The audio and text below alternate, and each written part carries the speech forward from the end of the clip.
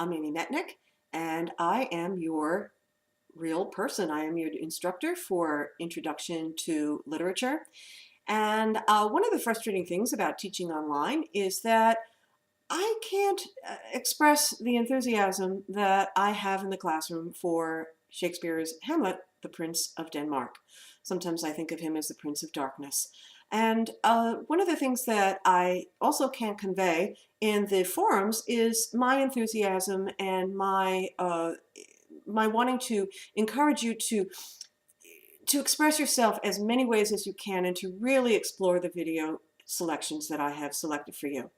One of the things that I love about Hamlet is the different ways that different directors and different actors evoke and interpret this play. There are so many different versions going back to for about 110 years. And the ones that we're going to primarily look at are the one from 1996 that is directed by Kenneth Branagh, and he stars as Hamlet. I'm also looking at the Royal Shakespeare Company, which just aired in April of 2010, and is a version that, frankly, I'm not as familiar with. And I really like this version for a number of reasons, but I'd like to get your feelings on this. So we're going to be looking at compare and contrast. Shakespeare is filled with incredible language that unfortunately often escapes our understanding. So one of my goals is to facilitate your understanding of this and your appreciation for this. The version of the book that I have chosen is an edition that has some very good annotations that you find on the left side of the page. And they explain all manner of things, including allusions to literature, to archaic Roman terms, to Elizabethan worldview, and to the way that English language has evolved. For instance, the word rival in Elizabethan times actually meant someone's partner, someone's friend, someone's co-worker, as opposed to our understanding of it, which is to be somebody's enemy or competitor. And so what we're doing this week is we're looking at Act 1, scenes 1 through 5. Act 1:1 really sets the tone, sets the exposition. By the way, if you have seen other versions, for instance, the Ethan Hawke version directed by Michael Almereyda, or the Franco Zeffirelli version, which came out in 1990 and features bad boy Mel Gibson, you'll see that they, along with a lot of other directors, take a great deal of liberty. Sometimes they eliminate entire scenes, they cut and paste and move certain language to different scenes for the sake of artistic reasons, but also for the sake of expediency. This play, which Kenneth Branagh is very faithful to, his version runs in excess of 4 hours, and that's far longer than I can expect that anyone can sit through. So what I typically do in the classroom is to give selections that are that highlight certain important features of the play, certain important aspects of the language, and especially to highlight the evolution, the development of Hamlet. Hamlet is not a happy camper. His father has died. He is grieving for him deeply, and when he encounters this apprehension, this spirit. Not apprehension, that's not quite the word, but this apparition that he's been alerted about, this spirit whom he is not sure is malign or benign, has told him that he is the spirit of Hamlet's father and that he wants Hamlet to avenge his murder, and that he has been murdered by his uncle Claudius, his very own brother. And King Claudius has become king because he has married Hamlet's mother. Hamlet was next in line. And so Hamlet is developing this entire feeling about women, which is not very positive. In fact, he becomes quite misogynistic and certainly takes it out on poor Ophelia, with whom he's obviously had a relationship. He cannot marry Ophelia, so their relationship really needs to be terminated.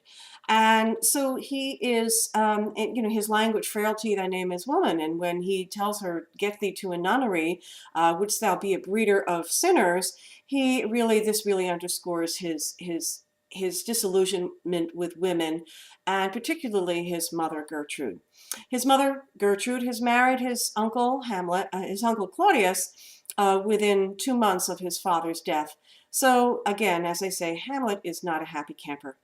If we look at Act 1, Scene 2, after the exposition that we find in Act 1, Scene 1, which gives us an idea of some of the background in terms of how Norway, which was in a war with Denmark, Norway is sort of taking advantage of this regime change and the weaknesses that might be apparent in the kingdom with the change from the dead king to King Claudius. Norway is they're doing some saber rattling, and they're looking at they're making some threats as to take back the lands that were taken by Denmark. So when we go on to Act 1, Scene 2, in the Brana version, you'll see this gorgeous pageantry. We'll see that if we look at David Bevington's introduction, in which he describes that the recurring motif of Hamlet is a seemingly healthy exterior hiding a sick interior, we'll see that the language in this play, that the actions and even the imagery, especially that Brana shows, continually reinforce this particular idea.